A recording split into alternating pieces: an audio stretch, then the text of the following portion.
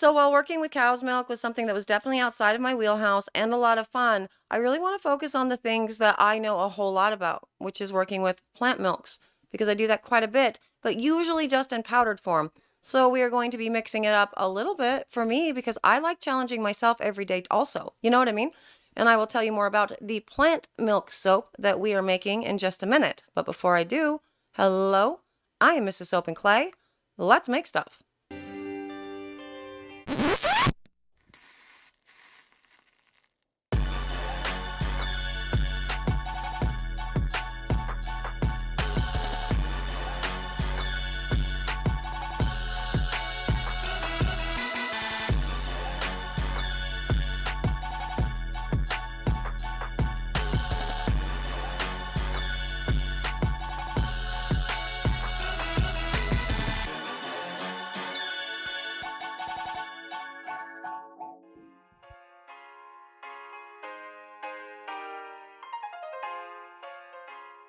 How's it going, Sudsers? Welcome back to the channel. You are at Soap and Clay, where we make all the soapy things. And you are here for another round of milk soapy things, and we are going to be testing almond milk in soap.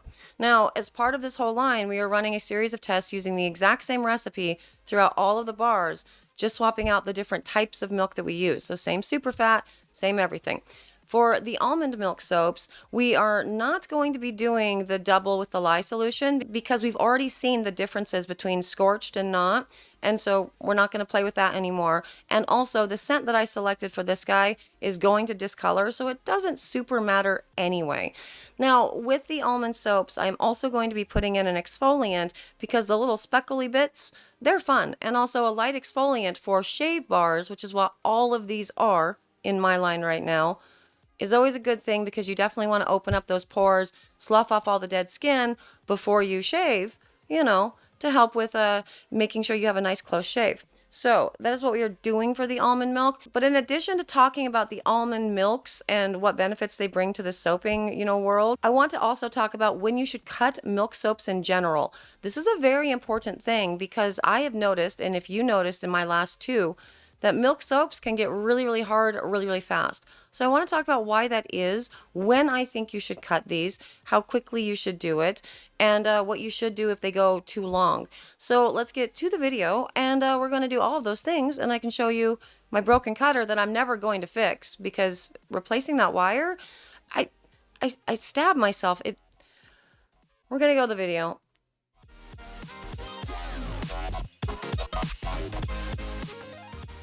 Okay, so we are here for my favorites, which are plant-based milks because, they're way easier to, remember to do because mostly I do them using the powdered variety. And I am not going to be using the powdered variety for any of this. I'm going to do liquid, as you can see.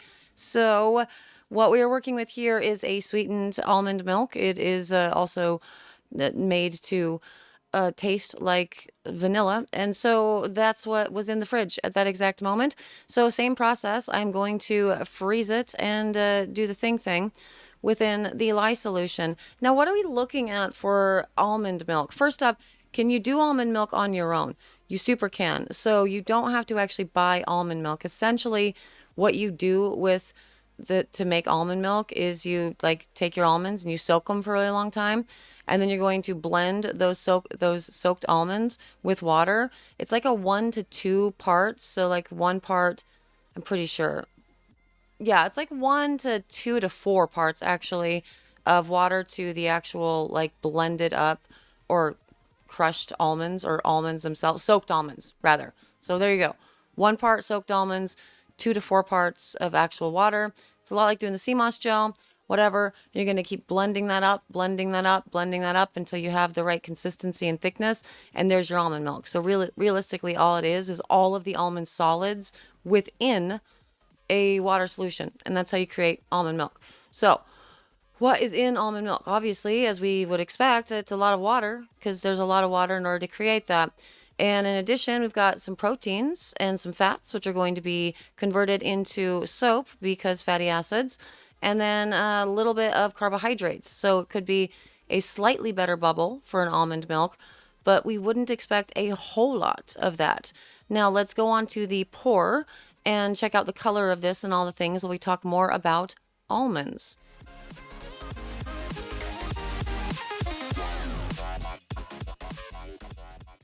Okay, so in addition to the proteins, fats, carbs, we also have vitamin E, vitamin D, calcium, A, magnesium, and potassium. And the biggest benefits with all those, obviously, the proteins are going to be really helpful for the amino acids. Fats, obviously, they turn to fatty acid. Carbs, that's going to be a humectant, also can help out with a bubble. And vitamin E is obviously helping out with free radical damage, but in reality, it is going to degrade throughout this process, and it's probably not going to survive saponification, especially because it was combined with the sodium hydroxide and not put in afterwards. You also can incorporate your milks after. After you've hit a trace, you can reserve a portion of your waters from your overall lye solution and replace that with almond milk that you put in after you've hit an emulsion or trace. And in which case you are reducing the chances that the vitamin E is going to be degraded or completely destroyed, but really not by much. So we are putting exfoliant into this because I like my shavers to have a nice lightweight exfoliant. This particular one is a mess.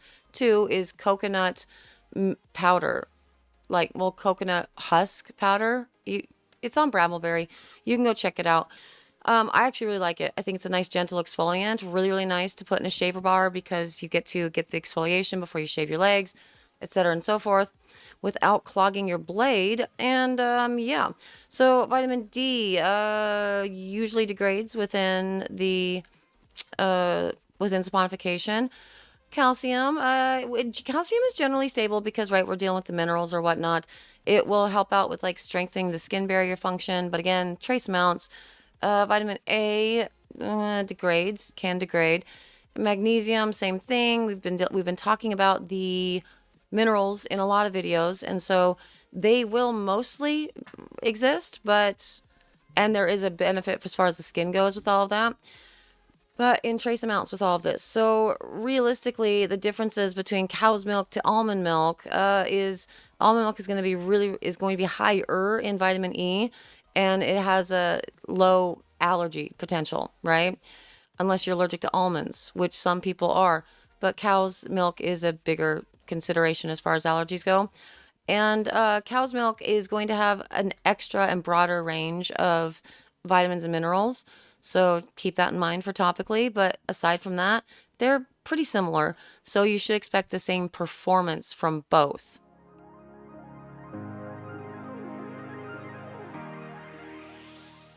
Okay, and on to the cut of this. And I did get this into the freezer and got it out of the mold within a day. As you can see there, we've definitely got some overheating.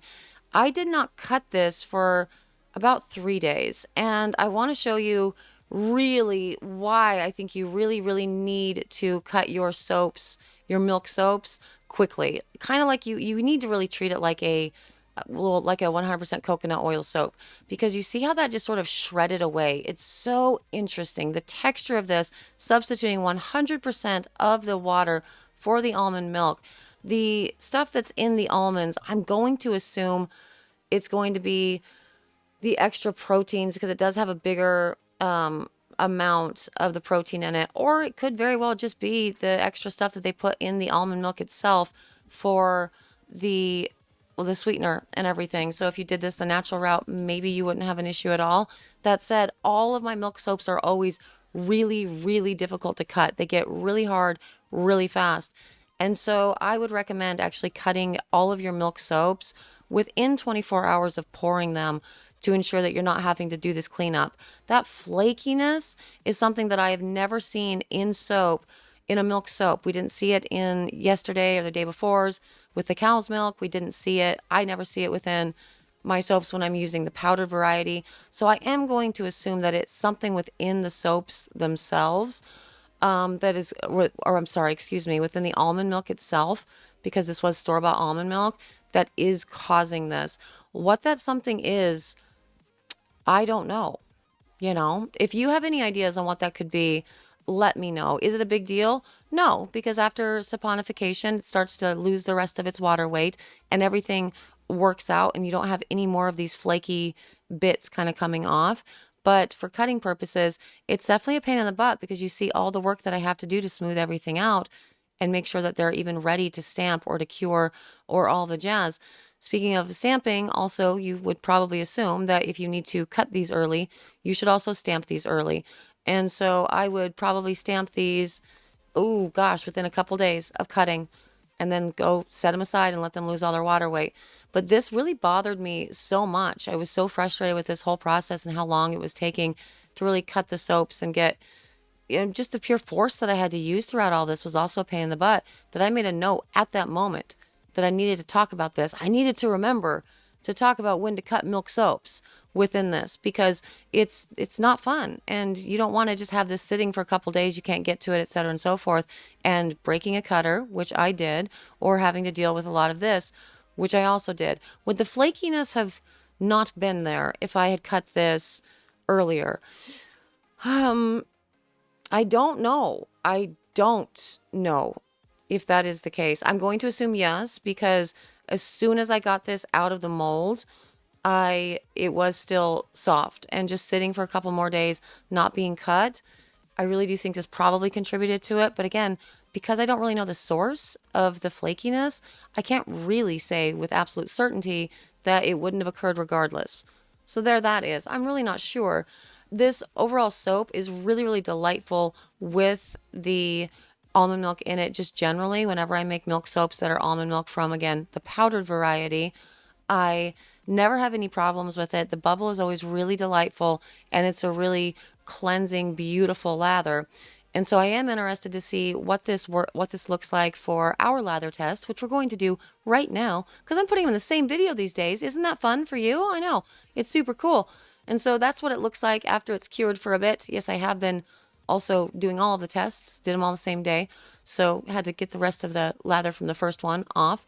And the lather, as you can see, big, nice bubble. It's really gorgeous. I had said before that maybe adding a little bit of castor might be a good idea.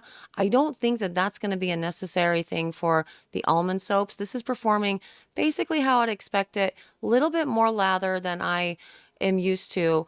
But remember, there's sugar in this, so I'm kind of a bonehead. So I would expect this lather to be a little bit bubblier.